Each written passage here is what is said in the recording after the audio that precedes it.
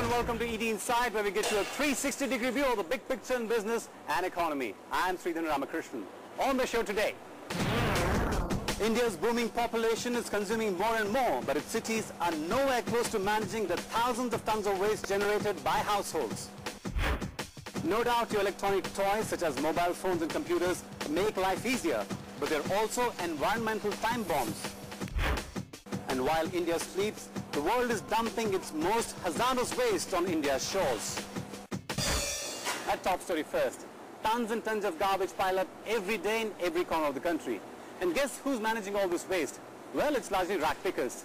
There's no segregation of waste, and laws for managing waste remain largely on paper.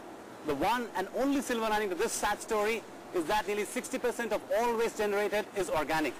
But again, all this waste is left to rot in open landfills. Prem Shankar finds out why waste management in India is not dumb. As India marches ahead on the road to becoming a fully developed country, large parts of its rural population are streaming to urban areas, meaning cities are expanding. Consumption is spiking sharply, and the amount of waste generated is monumental. India is struggling to deal with waste management. Collection, transportation, recycling and disposal pose problems for every civic authority. The Municipal Solid Waste Management Rules of 2000 came into effect in January 2004, outlining new methods for civic bodies to manage waste better. But unfortunately, the law still treats waste management as a linear process rather than a cyclical one, meaning that recycling in an eco-friendly fashion is still not given priority. We need to improve our waste collection system, waste segregation system, and waste disposal system. We need to have a mindset where we can have a methodology which ensures the efficient collection of solid waste from our municipalities. Experts say that India is expected to generate 1.25 lakh metric tons of waste by 2030 as opposed to the current 40,000 metric tons. With this backdrop, the current status of waste management in the country is especially frightening, leaving most with visions of mountains of garbage. Take the national capital for instance. Delhi generates 7,000 metric tons of solid waste every day. Of this, 6,000 metric tons is dumped in 3 landfills in the city over an area of 116 acres. Only 400 metric tons is turned into compost or organic manure that can be reused. The rest remains in the landfills.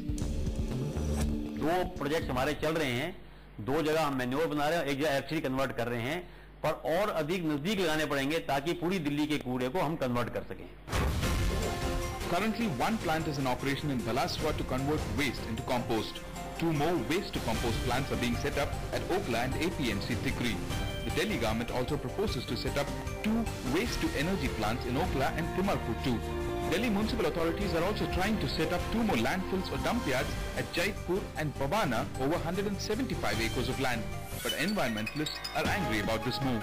They say burning garbage to produce energy or dumping waste in landfills shows the government is living in denial. They want waste to be recycled. If you segregate paper can be recycled. If paper is recycled, you save trees. And why you make so much hue and cry about plastics? Plastics are not causing harm. It's human habits. We throw it anywhere. Shifting focus from Delhi to Mumbai, the city that holds the dubious title of the biggest waste generator. Here, over 10 million people generate 8,000 metric tons of waste every day. That means half a kilogram of refuse generated per person every day. Most of this waste goes into 3 dumping yards which cover 383 acres of land. A small 100 metric tons is processed into vermicompost every day. The Brihan Mumbai Mahanagar Palika or the BMC has roped in NGOs and residential organizations to segregate and recycle waste at the source. But not everyone does it.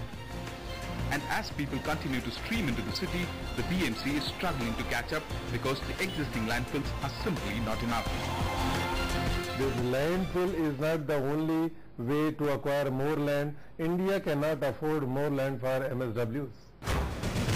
Mumbai's neighbor Ahmedabad generates over 2,000 metric tons of waste every day. Of this, a quarter is recycled by a private firm, Excel Industries, which turns organic waste into manure through a microbial culture process.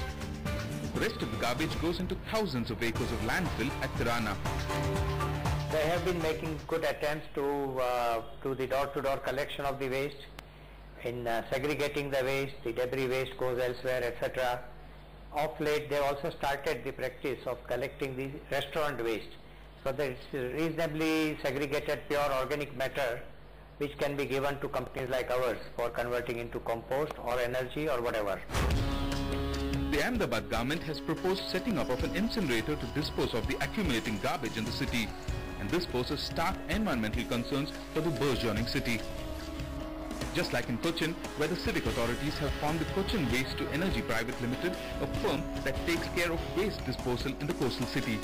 This is a public-private partnership that uses the gasification process to convert 375 metric tons of waste into reusable energy. Like in the other metros, in Cochin too, only a small percentage of waste generated is recycled. The rest of it goes into a landfill in the city. The revenue stream has to be proper, and only then a project will be viable. Otherwise, we'll just have projects, which will be set up and then it's not sustainable, closes down after some time because it becomes unviable for the promoter to run the project. So the mentality of the people also has to change, and we have to realize that there is a cost in disposing the waste. Next in line is Bangalore, which is struggling with population explosion because of the growth in the IT industry.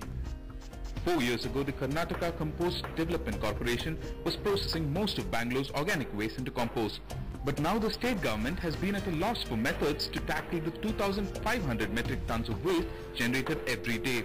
800 metric tons of the total waste generated in the city is turned into organic compost by private firms like Terra Pharma and Sunrise Enterprises along with the state-owned Karnataka Compost. 1,700 metric tons is dumped daily into 4 landfills covering 111 acres. Scientific landfill means it has to design, engineering design, the inert material after processing the entire garbage, after recycling, after composting, whatever it is, the final inert disposal material should go to landfill. Chennai generates more waste than its neighbor Bangalore. 3,700 metric tons of waste created by its 50 lakh residents. The average Chennaiite manages to make half a kilo of waste every day. 3,100 metric tons of this waste is dumped in landfills at Perungudi and Kodingiyur, over 1,000 acres of land. The civic body has woken up to the pressing issue of garbage disposal and laid the foundation stone for a solid waste management treatment plant at Perungudi in July this year.